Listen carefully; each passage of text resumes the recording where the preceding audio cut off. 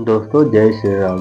आप सभी का हमारे YouTube चैनल हॉरर अड्डा में स्वागत है।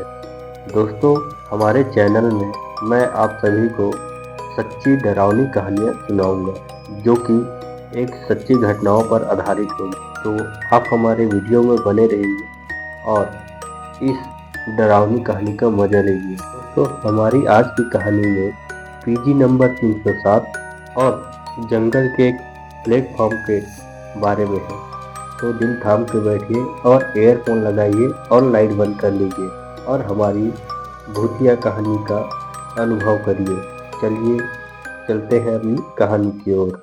यह कहानी भारत के एक आदिवासी जंगल क्षेत्र में स्थित बंद रेलवे स्टेशन से जुड़ी सच्ची कहानियों पर आधारित है। इसकी प्राइवेसी के लिए नाम बदले गए। ये बात तब की है जब मैं रेलवे में ट्रैक मेंटेनेंस टीम का काम करता था। हमारी ड्यूटी अक्सर ऐसे इलाकों में लगती थी जहां मोबाइल नेटवर्क नहीं, आसपास गांव नहीं और कई किलोमीटर तक सिर्फ घना जंगल था। ऐसा ही एक इलाका था, एक पुराना रेलवे स्टेशन जिसका नाम अभी भी रिकॉर्ड में था, लेकिन वहां कोई ट्रेन नहीं रुकती थी। स्टेशन बिल्डिंग खड़ी थी, प्लेटफॉर्म था, नेम बोर्ड लगा था, बस लोग नहीं थे। स्टेशन के चारों तरफ पेड़ ऐसे उगाए थे जैसे वो जगह वापस जंगल ने छीन ली हो। टिकट खिड़की बंद, वेटिंग रूम में जाले और प्लेटफॉर्म के बीचों बीच एक टूटा हुआ बेंच था। पहली बार वहां रुके तो मेरे सीनियर ने बस इतना कहा, इधर उधर अकेले मत जाना और जो दिखे उस पर भरोसा मत करना। मैंने सोचा रेलवे वालों की पुरानी कहानियां होंगी और ऐसे ही हम काम में लग गए। तभी मुझे लगा जैसे कोई मुझे पीछे से देख रहा हो। मैं मुड़ा लेकिन वहां कोई नहीं था, लेकिन प्लेटफॉर्म की मिट्टी पर नंगे पैरों के निशान थे। वो निशान पटरी की तरफ नहीं, जंगल की तरफ जाते थे। और अजीब बात, वहां काम करने वाला हमारे अलावा कोई था ही नहीं। दोस्तों काम करते करते हमें वहीं रुकना पड़ा। स्टेशन मास्टर का कमरा अब हमारा शेल्टर था। जंगल से आवाज आ रही थी, लेकिन जानवरों की नहीं। कभी किसी के हंसने जैसी, कभी रोने जैसी, कभी ऐसा जैसे कोई धीरे धीरे रेल की पटरी पर पैर घसीट रहा हो। मेरे साथ वाला लड़का बोला, भाई क्या स्टेशन के बाहर कोई खड़ा है? हमने खिड़की से देखा। प्लेटफॉर्म के दूसरे सिरे पर एक औरत खड़ी थी। वह औरत गंदे मटमैले कपड़ों में थी।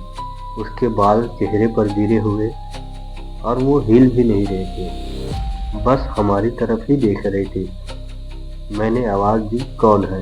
उसने कोई जवाब नहीं दिया, लेकिन उसके पीछे जंगल के अंदर और भी परछाइयां थी। जब हमने यह घटना अपने सीनियर को बताया तो उसका चेहरा उतर गया। उसने कहा, इस स्टेशन पर सालों पहले एक पैसेंजर ट्रेन जंगल में पटरी से उतर गई थी। उसमें कई लोग मारे गए थे। कुछ के 100 मिले और कुछ के कभी मिले ही नहीं, और जिनका नहीं मिला वो यहीं रुक गए। कहा जाता है यहाँ के जो स्थानीय लोग हैं वो इस स्टेशन के पास ही नहीं आते। उनका कहना है कभी कभी जंगल के अंदर से सीटी सुनाई देती है, कभी प्लेटफॉर्म पर लोग खड़े दिखते हैं, और अगर कोई उन्हें आवाज़ दे दे तो वो कभी वापस ही नहीं आता। सुबह होने वाली थी।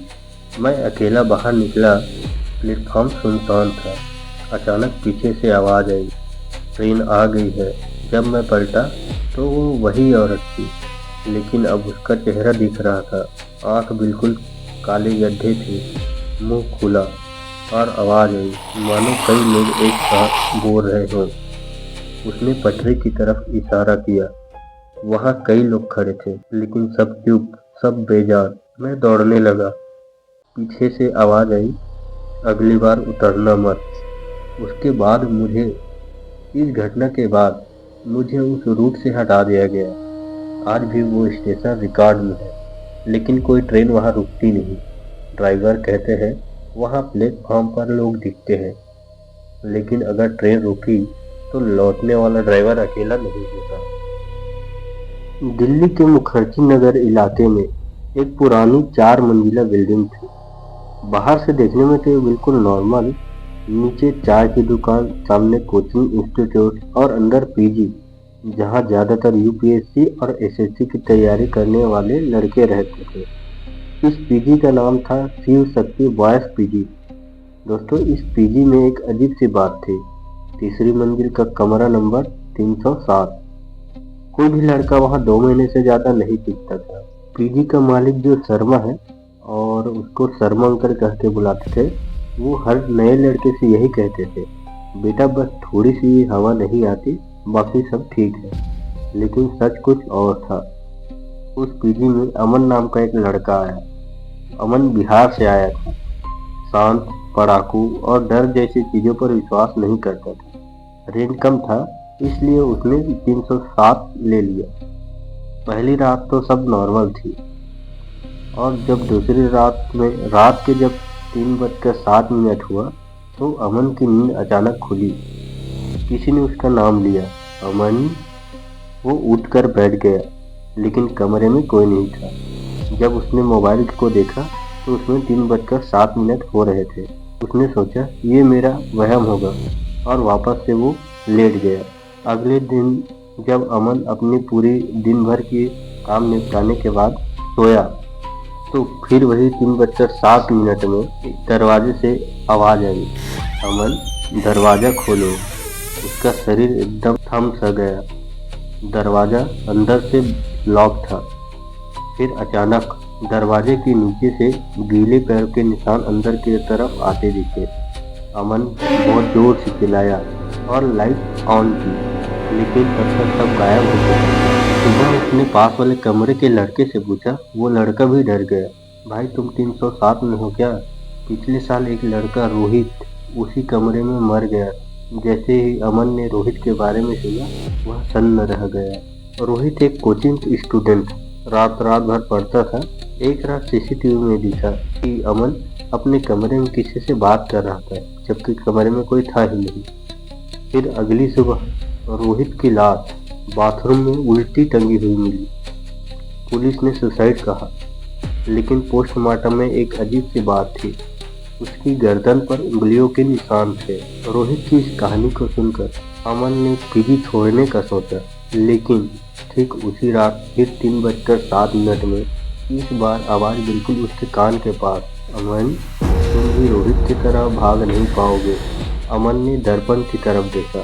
दर्पण में उसकी छवि ही मुस्कुरा रहा था, जबकि अमन मुस्कुरा ही नहीं रहा था। फिर जैसे तैसे करके अमन ने वह रात गुजारी।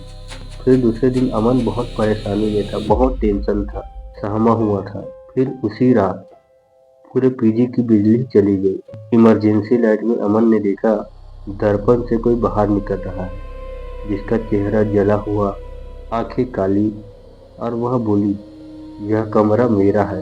अमन ने जैसे ही यह सब सुना, अमन बेहोश हो गया। सुबह अमन को हॉस्पिटल में होश आया, और शर्मा अंकल बोले, तुम लकी हो जिसे 307 ने तुम्हें छोड़ दिया।